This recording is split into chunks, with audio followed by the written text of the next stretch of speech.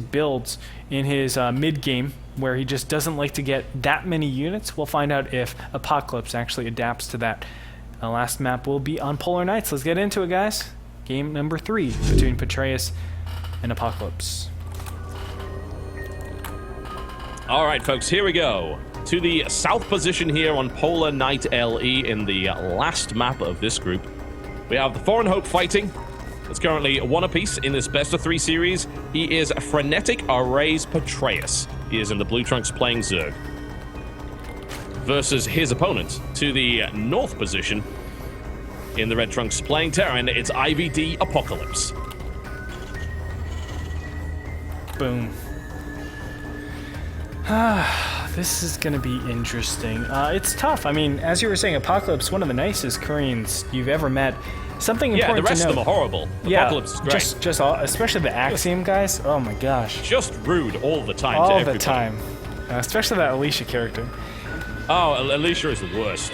Yeah. But did you know I sent fan mail to Crank? Did you? I did. You send fan? Was that after his little mailbox where he received a bowl of rice and nothing more? I did. A lot of people have done that, actually. They asked, where can we send mail to the guys? So we've actually sent up I think we're setting up a P.O. box over there for them. That's awesome. This is going to be a lot of fun. I hope you guys come out with more of those. But we will. Really cool about Apocalypse, he speaks pretty good English. Like, he can get by in America. Do you know where he learned his English? I do not. Where did he learn it? Google Translate. Oh. Isn't that the craziest thing ever? That explains a few things. But as you said, he definitely has very fluent English considering the kind of Korean player standard of English. I've spoken to Apocalypse before, and again, nicest guy in the world. Really, really cool. There was a recent incident, actually, where I believe Red Bull did an NA qualify, and they didn't actually clarify that it was for North American citizens as opposed to people living in North America, which was, I believe, where Apocalypse was at the time.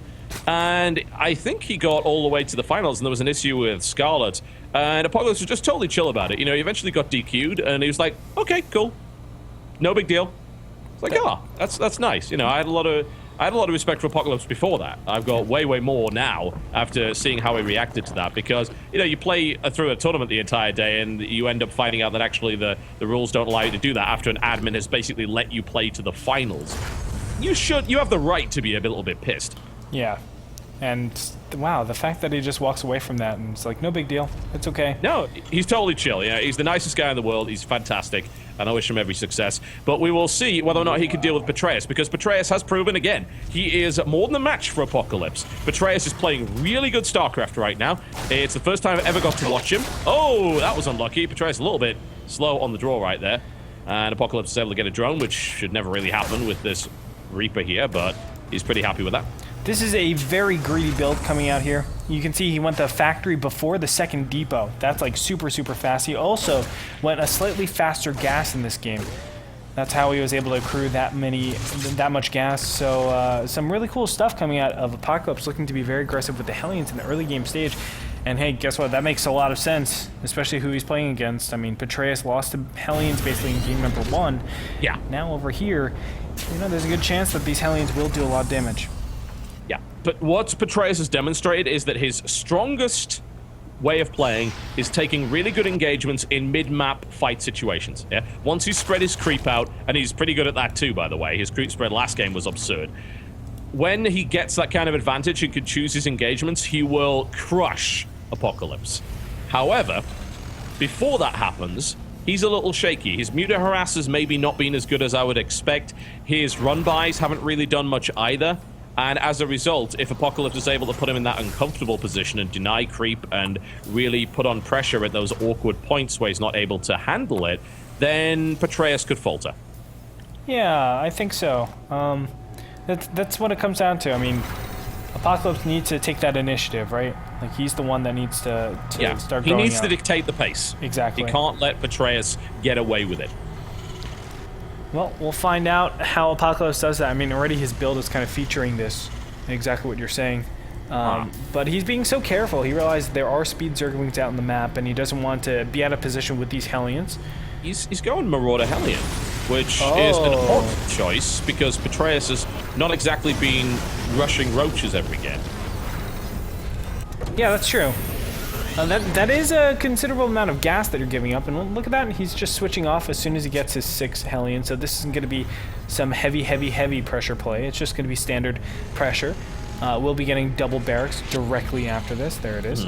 Yeah. And I'm interested to see where he goes from here. A lot of different variations. You can get a second gas right now, but he's not opting to do that. He might be just looking to stay on double E, go straight to double E base, go pretty late starport, and you can actually go up to 5 barracks really fast. Because this is the map where it's hard to take a third base, so you kind of say, oh, I need more units to defend positions, so let's go ahead and get 5 barracks out really fast. But he hasn't really showed what he wants to do just yet, still staying on 1 gas. And look at those bunkers going down. Apocalypse, either he's horribly misread this, or he is playing super safe. Because building those 2 bunkers, building how many Marauders he did, makes, Apocalypse would think at that stage, and he can't think that now after he spotted the 3rd base. Yep, there you go. Salvages the 2 bunkers after he spots the 3rd. He must have misread it. He must have thought, yeah, you know what's coming at me? It's going to be a 2-base kind of roach all in. And it's not. So it's a little awkward for Apocalypse because he's now sitting on Marauders that can't really do much. Yeah, it's really unfortunate. I don't know what it was that gave him that indicator to say, Not yeah, sure. this is...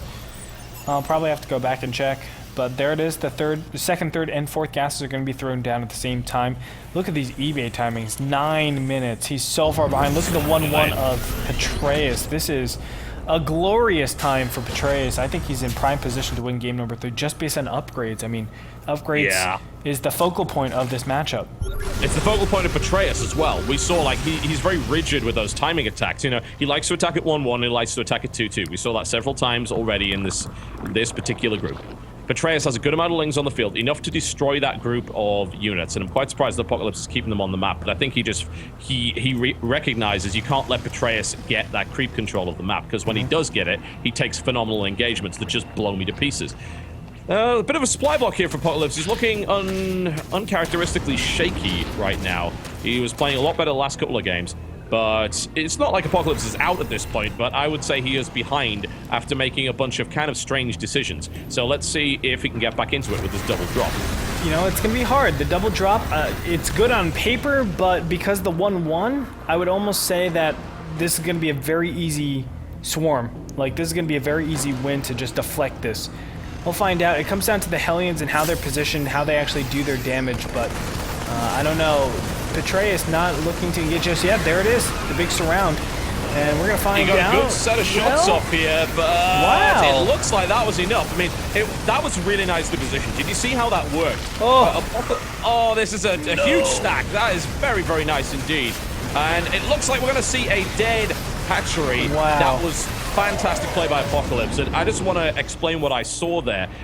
Apocalypse knew the angle that those lings would be coming in, because he knew, I've pushed the creep back, which means they're not coming from behind because they'd be slower. They're going to come at this angle. So he places a slightly kind of staggered line of his Hellions so that when the lings come in at an angle, they take a full shot from all of them. Yep.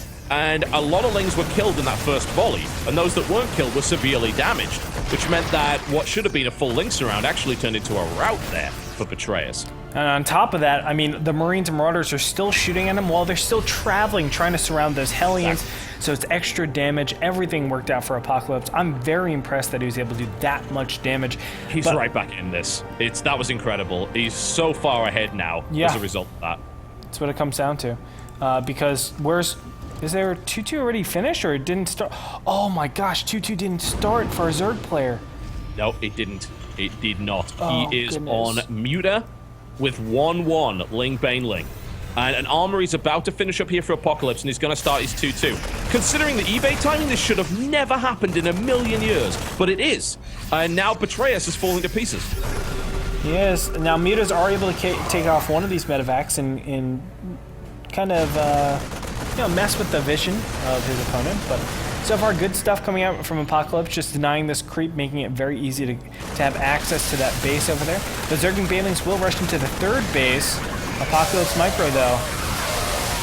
Well, the split wasn't that amazing for Apocalypse. The Widowmine actually didn't detonate, so the Lings are able to do some decent damage, but they certainly haven't killed the base. Then we got an engagement. Oh, wow! That was a hit and a half. Petraeus just put himself back in. We've got a game on our hands. God, this is That was a fantastic baneling hit there for Petraeus, and Apocalypse takes a bit of damage. His economy took some losses. He was able to defend his third, but we are still in a position where it's equal bases for Zerg and Terran, which is never where you want to be as Zerg, but Petraeus has some fight in him yet. I think Petraeus forgot his Q2, just straight up forgot. He still hasn't researched them. And that's a scary position. I mean, that means there's the largest timing window always. Or Petraeus is just looking to end the game at 1-1. He doesn't want this to go any longer. So. You notice how baneling heavy he is? I mean, that might very well be why. It's like baneling's kind of ignore those upgrades a little bit, and he can still strike in the next minute or so before 2-2 finishes. But once 2-2 is done, he's going to have a really hard time. He's showing no intention of trying to take another base. He's not building any more drones. He's now starting missile attack upgrade. What?